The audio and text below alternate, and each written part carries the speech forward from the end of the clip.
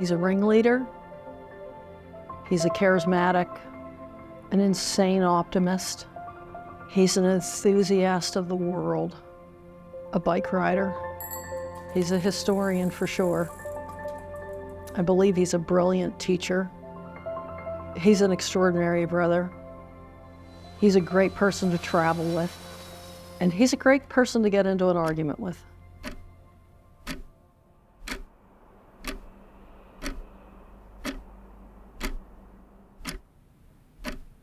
Oh, here's another example. Phuket, don't you think? I don't know where that is. Don't you think?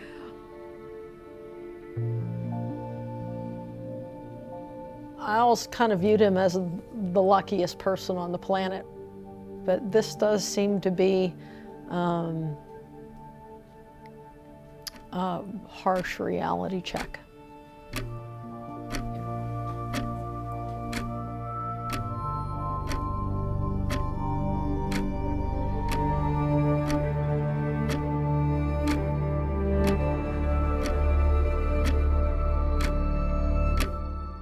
I believe it started when he was 12, playing pee-wee football. One of our neighbor kids was on the opposing team and hit him. He bent him over backward. That's when it started. He's always had a back problem. He's had 3 failed back surgeries. So he always had to depend on something to help him through with pain. He has a real aversion to opiates. They don't agree with them. He doesn't like them. He doesn't like the feeling it gives him, and he has not ever wanted to take them. The marijuana for him, he was so relieved when it was legalized. It allowed him to treat his pain and still be present. Hello, room 4039 in Moscow. I really have to tell you, this is the second take on this. He'd been teaching for 9 years at the American School in Moscow. He'd taught all over the world. It was his 60th birthday before he was to go back to Moscow for his last year of teaching. 10 days later, I got a call from his brother-in-law, said something terrible's happened. And that's when they told me that he'd been detained in Moscow airport. Fogel is a teacher who was arrested last year when he tried to enter the country with medical marijuana. But I think at the beginning he thought if he explained his case that they would let him go.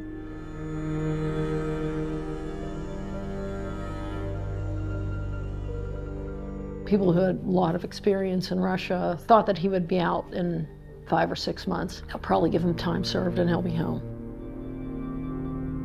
60-year-old Marc Fogel was sentenced to 14 years last summer for having medical marijuana, just like WNBA star Brittany Griner. But he's not even mentioned in the proposed prisoner swap that could free Brittany. It's a bad time. History teacher makes history.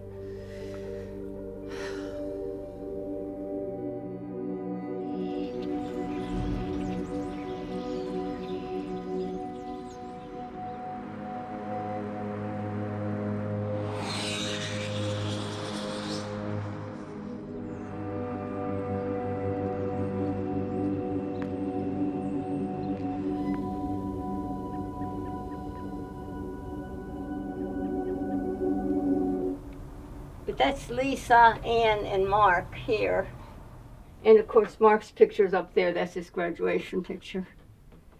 I don't have a lot of pictures of Mark. Everybody takes pictures with their phones now. Nobody has a hard copy.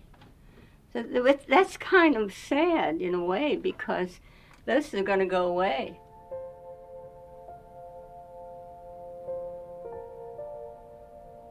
My mother is almost 95 years old. She's sad every day, and she's trying to hold on in the belief that she'll see her son again.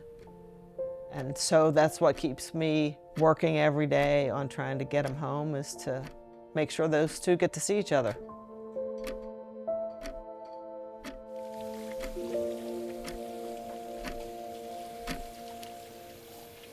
What are these, the no-brand, cheapo paper towels? Well, there's some other ones. If you don't like those, you can get them downstairs. I don't mind them. No, I think they make sense. These were Marc's favorites. These Pizzelles. Oh. That's okay. It's those two kind of match. Yeah. That's all right. All right. In this process, Lisa has been fundamental. She's irreplaceable in terms of getting Marc out.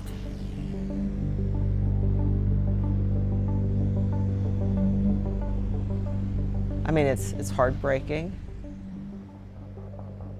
You can't ever get away from it. It's sad. This is not a crime for which he deserves to die. And if we don't get him home before his sentence ends, that's in my heart what I believe will happen.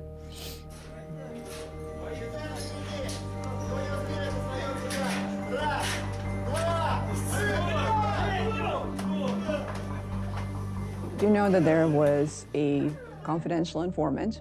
We know that Marc was set up. It is very clear that Marc did not get 14 years because of what he actually did. Marc got 14 years because he's an American. If Marc was Russian, he probably would have gotten half a year probation, maybe up to 3 years. A person can be wrongfully detained if that person satisfies one or more of those 11 criteria. Marc satisfies 6, arguably 7. We've asked why he hasn't been wrongfully detained, and the answer we always get is, we're still considering it, and we keep looking at it. The US government has resources, substantial resources, that it can devote to bringing back a person who has been designated as wrongfully detained. Marc is wrongfully detained. Marc is a hostage.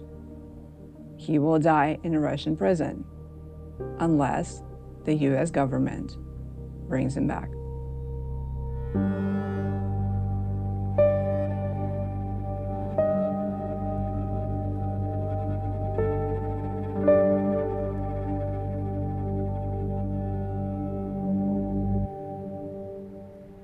I used to see Putin. I've known him for a long time, but I don't want to pretend that I know what's in his head or what's in the head of his team. I think many people speculate that they want to use Marc as trade bait for people that are incarcerated here in the United States, Russians or people that they care about.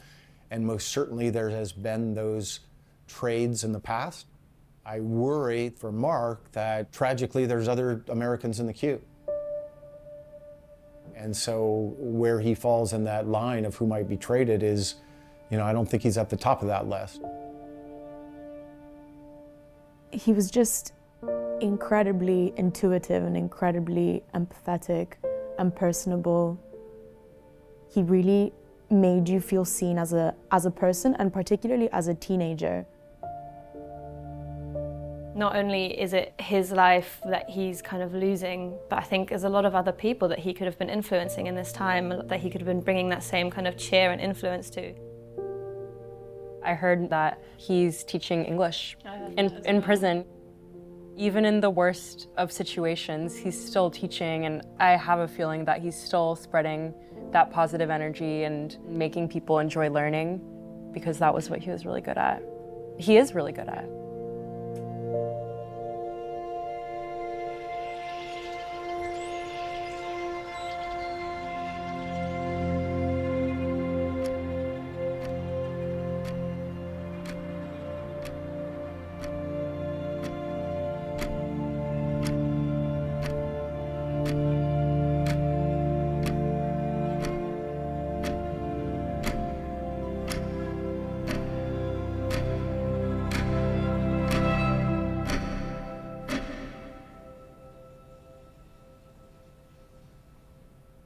Should we start off funny, or should we just get to the point? What's the point? We'll start out funny. Okay. The Bengals are due for a crushing defeat at the hands of your beloved Steelers. Will you tell them I'm a a year and a half away from graduating. If only he could see that mustache. Shh. He'd get a laugh out of that.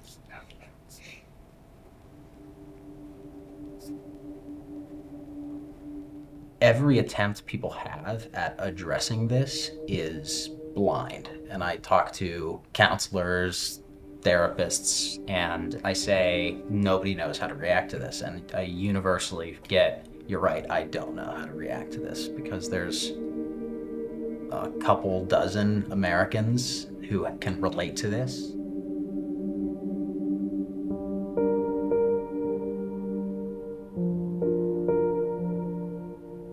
We think of you always and eagerly await your return. You're the closest living thing I have to a father, and I love you.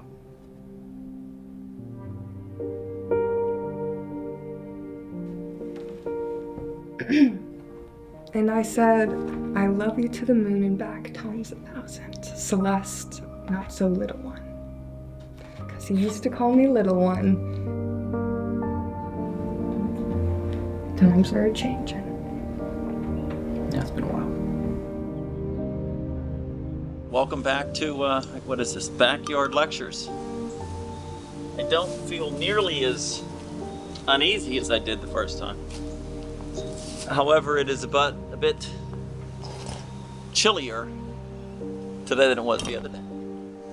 But Mark, I'm doing everything in my power to get you home. Lawfully there that he deserves a 14-year punishment for this.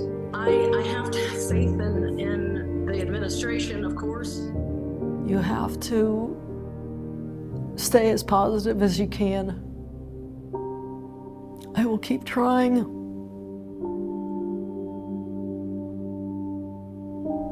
And I will keep trying.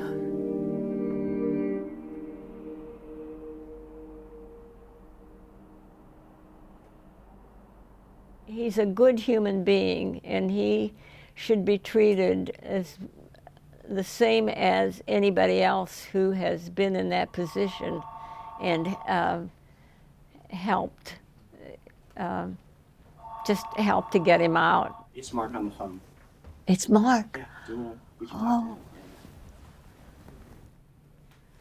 Hey, Mark. Mark. Ann. Hi. How's your foot feeling? I walk precariously and like scared to death every time I walk out the door, literally. I'll bet. Can you get a walking stick? That would be illegal, I think. Oh. That's my guess. Right. Anyways, so that's certainly one of the attractions that I've had. How's Mom hanging on over there? Just fine. We're gonna get cut off.